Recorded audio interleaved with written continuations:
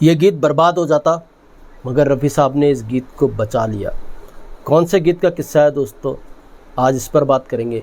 दोस्तों चैनल पर नए तो चैनल को सब्सक्राइब कर लीजिएगा, बेल आइकन भी प्रेस कर लीजिएगा ताकि नोटिफिकेशन आप तक पहुंचते रहे। नमस्कार, मैं महेश कोहली बॉलीवुड संगीत के सफ़र से। दोस्तों मैं जिस गीत की बात कर रहा हूँ, इस गीत के गीतकार थे गोपाल दास नीरज। गोपाल दास नीरज वो कवि, वो गीतकार जो कभी फिल्मों के मोहताज नहीं रहे, यानी फिल्मों में लेखन के मोहताज नहीं रहे। उनका फिल्मों में आने से पहले काफ़ी नाम हो चुका था, काफ़ी बड़े कवि वो बन चुके थे। खुद फिल्में उनके पास पहुंची, वो फिल्म के पास नहीं पहुंचे। गोपाल दास नीरज की 1944 में एक किताब आई थी संघर्ष। उसके बाद लगातार वो अपनी किताबें लिखते रहे और मंचों के भी काफ़ी पॉपुलर कवि बन गए थे गोपाल दास नीरज। मंचों पे जब वो कविताएं, अपने गीत पढ़ते थे तो कमाल धमाल हो जाया करता था, पब्लिक उनकी मुरीद हो जाया करती थी। और गोपाल दास नीरज ने ख्याति को छू लिया था मंचों के ज़रिए ही। गोपाल दास नीरज काफ़ी पॉपुलर कवि हो चुके थे। 1955 में दोस्तों गोपाल दास नीरज ने मंच पे एक ऐसी कविता पढ़ी जिसने सबको हिला दिया। जी हाँ, ये कविता थी कारवां गुजर गया गुबार देखते रहे। जब मंचों पर यह कविता गोपाल दास नीरज ने बार बार पढ़ना शुरू की तो ये कविता काफ़ी पॉपुलर हो गई। यह कविता मिक्सचर था हिंदी और उर्दू का। इसके काफ़ी मुरीद हो गए, देश ही में नहीं विदेश में भी। पाकिस्तान तक नीरज को चाहने लगा, जानने लगा, समझने लगा और उनका मुरीद हो गया। इसके बाद तो नीरज को इस कविता के बाद विदेशों से भी बुलावे आने शुरू हो गए कवि सम्मेलनों के, चाहे वो अमेरिका हो, चाहे वो कनाडा हो। विदेशों में भी अब कविताएं पढ़ रहे थे गोपाल दास नीरज। और उनकी ये जो कविता थी कारवां गुजर गया गुबार देखते रहे, ये हद से ज़्यादा पॉपुलर हो गई थी। 1964 में इसी टाइटल से उनकी एक किताब भी आई, कारवां गुजर गया गुबार देखते रहे। तो एक फिल्म बन रही थी दोस्तों, 1966 में फिल्म आई थी। आर चंद्रा इसके डायरेक्टर थे, आपको पता ही होगा। फिल्म थी नई उम्र की नई फसल। तो आर चंद्रा को ये कविता बड़ी पसंद थी। उन्होंने कहा क्यों ना गोपाल दास नीरज की इस कविता को फिल्म में लिया जाए, फिल्म में रखा जाए। तो उन्होंने गोपाल दास नीरज से बात की, मगर गोपाल दास नीरज उस समय यूपी में कार्य किया करते थे, सरकारी काम किया करते थे। तो गोपाल दास नीरज ने आर चंद्रा को संदेश भिजवाया कि वो अपनी नौकरी नहीं छोड़ सकते। अगर वो मुंबई आते हैं उनकी नौकरी पे फ़र्क पड़ेगा, वो अपनी कविताएं ज़रूर फिल्म के लिए दे देंगे। इस तरह से गोपाल दास नीरज ने इजाज़त दे दी अपनी कविता फिल्म में इस्तेमाल करने के लिए। और इस फिल्म के लिए और भी गीत गोपाल दास नीरज ने लिखे।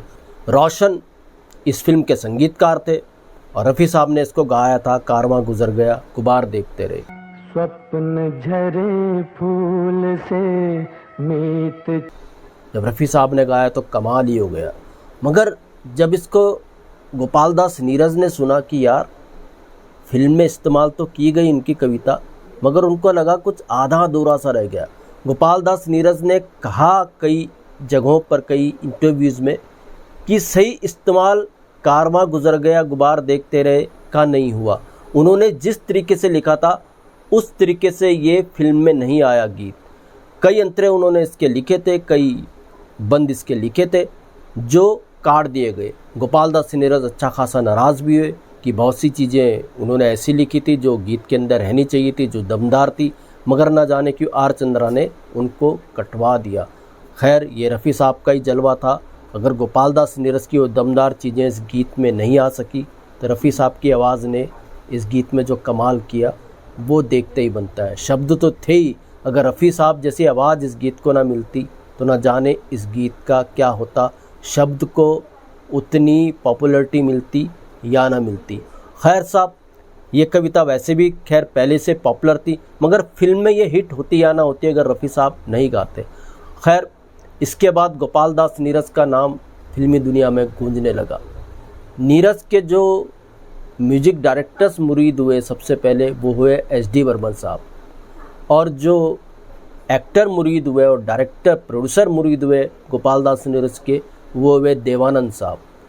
दो लोग बड़े मुरीद थे शुरुआत में गोपाल दास नीरज के, देवानंद साहब और एच.डी. बर्मन साहब। देवानंद ने कहा आइए हमारी फिल्मों के लिए लिखिए, और उन्होंने देवानंद का निमंत्रण स्वीकार भी किया। एच.डी. बर्मन ने बुलाया गोपाल दास नीरज को और कई गीत गोपाल दास नीरज से लिखाए। कारवां गुजर गया गुबार देखते रहे के बाद जो उन्होंने लिखा वो प्रेम पुजारी के लिए लिखा। गोपाल दास नीरज ने एच.डी. बर्मन के लिए वो गाना था पहला रंगीला रे। इस खिला दे तेरे रंग में। इसके बाद प्रेम पुजारी के और भी नायाब गीत गोपाल दास नीरज ने लिखे। उसके बाद तो एस.डी. बर्मन और गोपाल दास नीरज का जो कॉम्बो बना वो देखते ही बनता। इसकी जोड़ी ने एक से एक नायाब गीत फिर इंडियन फिल्म इंडस्ट्री को दिए। मेरा मन तेरा प्यार। कौन भूल सकता है एस.डी. बर्मन और गोपाल दास नीरज के गीतों को। चूड़ी नहीं है मेरा दिल है। खैर साहब देवानंद भी मुरीद थे, एस.डी. बर्मन साहब भी मुरीद थे। आगे और भी म्यूजिक डायरेक्टर्स ने फिर गोपाल दास नीरज साहब के साथ काम किया, चाहे वो मदन मोहन हो, चाहे वो शंकर जैक्सन जैसे दिग्गज संगीतकार क्यों ना हो। शंकर जैक्सन के साथ भी अच्छा खासा काम गोपाल दास नीरज ने किया। लिखे जो खत तुझे वो तेरी याद में कौन भुला सकता है। और राज कपूर साहब भी मुरीद हुए थे गोपाल दास नीरज के। ए भाई ज़रा देख के चलो, इस गीत का भी क्या कोई सानी है। ऐसे ऐसे नायाब गीत गोपाल दास नीरज ने इंडियन फिल्म इंडस्ट्री को दिए। मगर जितने भी गीत उन्होंने इंडियन फिल्म इंडस्ट्री में लिखे, उनके पीछे उनका एक ही गीत, एक ही कविता थी, कारवां गुजर गया गुबार देखते रहे। इसके बदौलत ही उन्हें और फिल्मों में काम मिला, इसकी बदौलत ही उनको पहचान मिली। इतना पॉपुलर ये गीत हो गया था, कारवां गुजर गए गुबार देखते रहे, बल्कि फिल्म में आने से पहले जैसे मैंने कहा पॉपुलर हो चुकी थी उनकी ये कविता। खैर साहब एक दौर ये भी आया जब गोपाल दास नीरज के साथ काम करने वाले संगीतकार इस दुनिया से रुखसत होना शुरू हुए। 71 में शंकर जैक्सन के जैक्सन साहब की डेथ हो गई, शंकर जैक्सन की जोड़ी ब्रेक हो गई। उसके बाद 75 में मदन मोहन साहब की भी डेथ हुई, 75 में एस.डी. बर्मन साहब की भी डेथ हुई। काफ़ी इससे निराश हुए गोपाल दास नीरज। नई पीढ़ी के संगीतकारों के साथ उनकी जम नहीं रही थी। इस तरह से गोपाल दास नीरज ने भी फिर मुंबई को अलविदा कह दिया। वो वापस यूपी आए और उसके बाद वो मंचों पर अपना काम करते रहे, देश विदेश में अपनी कविता, अपने गीतों का पठन पाठन वो करते रहे। काफ़ी पॉपुलर कवि, लेजेंड कवि वो बनकर उभरे। में उन्होंने कितना फिल्मों में लिखा ये सभी को पता है। बाकी 90s में उन्होंने जतिन ललित तक के लिए गीत लिखा था। पहले प्यार का पहला सावन, तेरे नाम, मन की खुशबू तन का चंदन, तेरे नाम। और इसके बाद तो खुशबू चंदन सब उड़ने लगे। तो गोपाल दास जैसे कवि, जैसे पॉपुलर कवि, जैसे ठेठ कवि फिर कैसे लिख पाते फिल्मों के लिए। तो खैर साहब गोपाल दास नीरज ने अच्छा खासा फिल्मों में लिखा, जितना लिखा नायाब लिखा, और मंचों के तो वो बादशाह थे ही।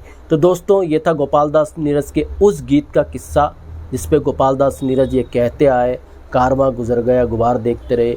सही तरीके से इस्तेमाल नहीं किया गया उनकी इस कविता, उनके इस गीत का फिल्म के अंदर, मगर ये सच है कि रफ़ी साहब ने इस गीत के अंदर जान डाल दी थी। तो दोस्तों ऐसे किस्से मैं आपके लिए लेकर के आता रहूँगा। मैं इसको लेकर दीजिएगा इजाज़त। Goodbye, good luck and take care.